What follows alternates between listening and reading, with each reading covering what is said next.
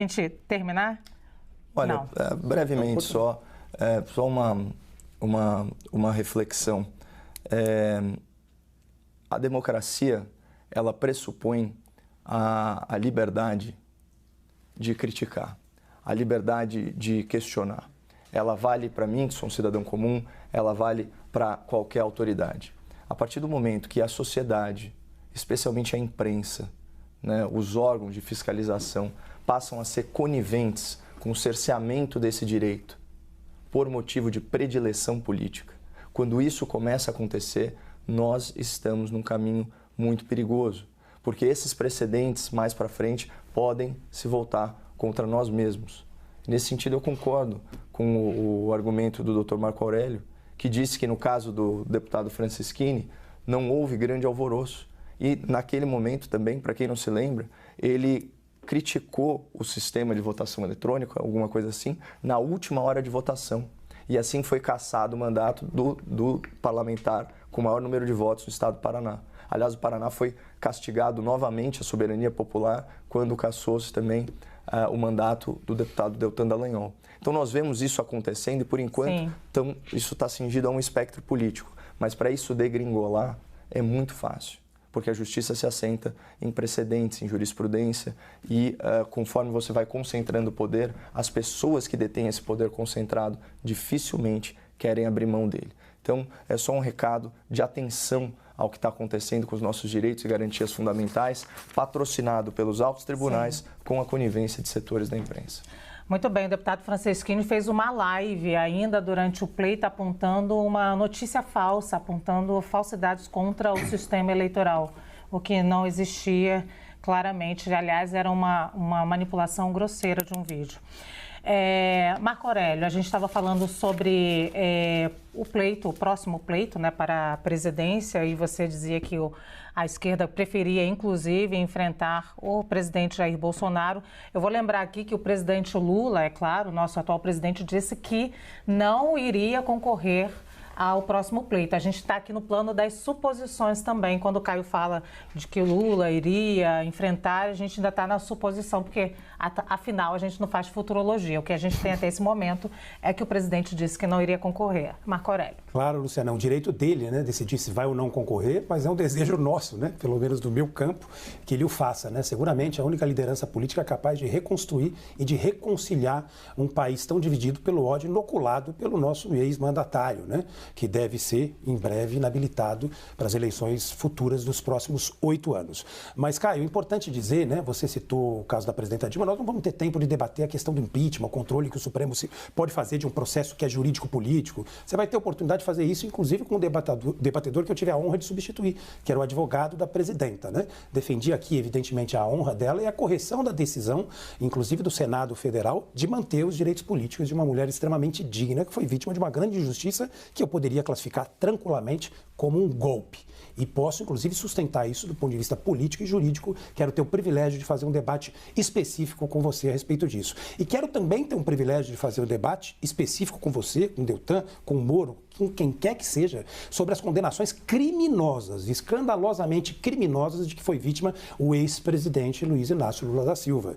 Nós vamos ter a oportunidade de falar sobre cada um desses autos que eu li com atenção, a hora que você quiser, no local que você quiser, aqui na CNN, nas suas redes pessoais. Vai ser uma alegria e um privilégio mostrar que a Lava Jato deixou um rastro luminoso de destruição e de miséria no país. E a pretexto de combater a corrupção no sistema de justiça, no sistema político, corrompeu o sistema de justiça, instrumentalizou o sistema de justiça. No mundo em que o Caio parece viver, o Deltan Dallagnol foi vítima de uma grande injustiça. Mas no mundo em que nós vivemos, ele, ao lado do ex-juiz Sérgio Moro, atuou de forma decisiva com objetivos políticos e eleitorais. E se elegeu deputado federal para colher os louros de uma ação criminosa, que já foi julgada pelo Tribunal Superior Eleitoral. O Caio parece respeitar o Supremo quando o convém.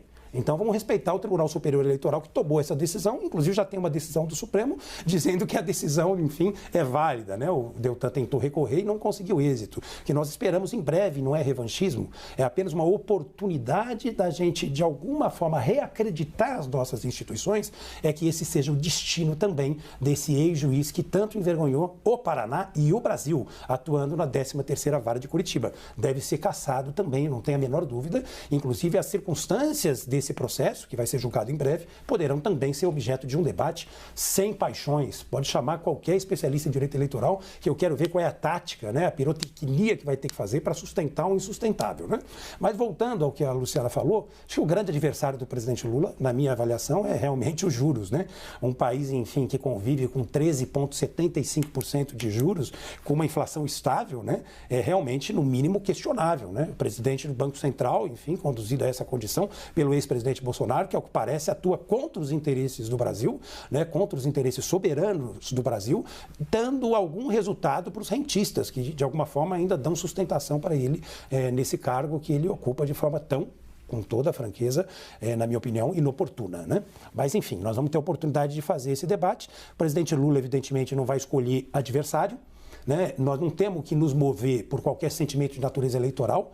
A vida cobra coerência do campo progressista, evidentemente, nós vamos ser coerentes, não há a menor dúvida. Mas, por fim, Luciana, para não deixar nenhum ponto sem enfrentamento, o Caio falou de um país dividido, de uma eleição, na verdade, que supostamente teria sido afetada contra os interesses do Bolsonaro por essa ação criminosa que está sendo investigada no TSE, da qual, inclusive, o próprio corpo diplomático brasileiro não participou.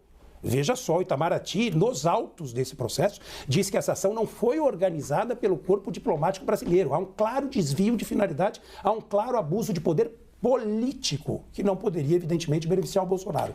Mas, Luciana, o próprio sítio eletrônico da CNN, e o Caio, com certeza, é muito bom em citar dados, ele vai me ajudar nisso se ele tiver interesse, enfim, de fazê-lo, evidentemente. O próprio sítio eletrônico da CNN traz um número enorme de ações criminosas, inclusive do ex-presidente Bolsonaro, para tentar, de alguma forma, angariar os votos que eram necessários para ele vencer o pleito de 2022. Então, essa eleição, as pessoas se iludem quando acham que o resultado foi apertado.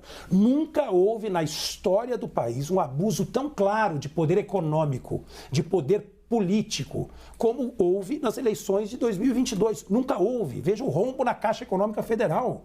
O Bolsonaro deu dinheiro para um monte de gente, para taxista, fez fila, propaganda, para tentar se eleger. Isso nunca aconteceu. Se fosse um governo nosso, você estaria na Paulista com cartaz. Abaixo a ditadura de esquerda, vamos para a Venezuela, você provavelmente estaria falando isso. Então vamos, quando eu digo repor a verdade, vamos tentar, olha, laranjas e bananas são frutas, mas laranjas são laranjas, bananas são bananas. Então vamos tentar fazer uma discussão séria. O que o Bolsonaro fez nessa eleição foi muito grave, e mesmo assim o presidente Lula ganhou as eleições. Tem mais 15 ações de investigação judicial eleitoral que vão ser avaliadas, e eu espero que ele seja declarado inelegível em cada uma dessas ações. Isso é bom para o país, embora eu preferisse, de fato, enfrentá-lo nas urnas e nas ruas, para derrotá-lo mais uma vez. Muito bem, eu tenho que agradecer aqui a presença do nosso convidado, Marco Aurélio de Carvalho, nosso time, Caio Coppola. Estou com você amanhã, Caio? Sim. Sim, pronto. Então, amanhã temos mais enfrentamento direto aqui no primeiro bloco. A gente vai fazer um rapidíssimo intervalo.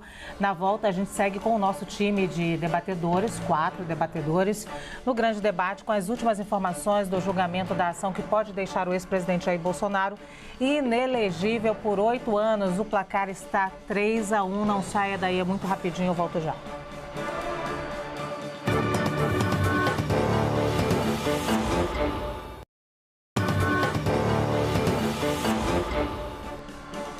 Estamos de volta com um grande debate para te dizer que amanhã, ao meio-dia, os ministros do Tribunal Superior Eleitoral voltam a julgar a ação que pode deixar o ex-presidente Jair Bolsonaro inelegível. Por enquanto, o placar está em 3-1 para condenar o ex-presidente. Vamos a Brasília agora chamar o Theo Cury, que acompanhou o julgamento até aqui. Tem mais informações para a gente. Oi, Theo, boa tarde para você. Oi, Lu, boa tarde para você e para quem nos acompanha. Vamos então aos principais pontos de cada um